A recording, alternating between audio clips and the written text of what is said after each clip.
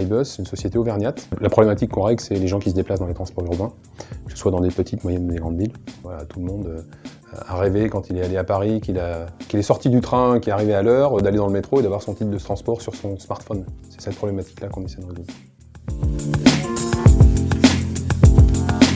On a deux grandes parties dans l'application. Une première partie, c'est de l'information voyageur.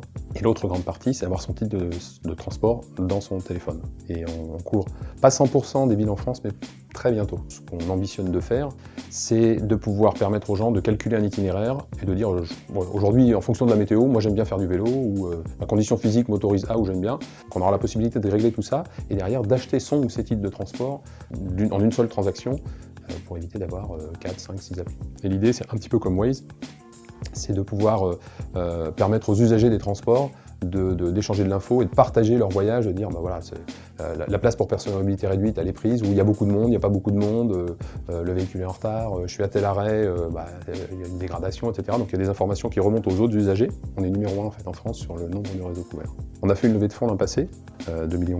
EDF et la Caisse des dépôts sont rentrés notamment, et Sofimac aussi, Crédit Agricole, qui sont rentrés à notre capital.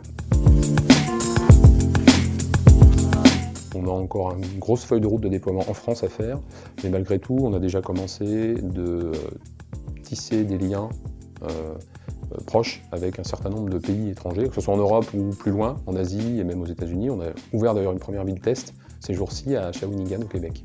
Et puis on a aussi une tête de pont, mais qui est pas dans nos équipes, mais qui est une société spécialisée dans les transports, qui est basée en Asie du Sud-Est et qui nous suit depuis des mois et qui est dans les starting blocks pour pouvoir vendre notre solution.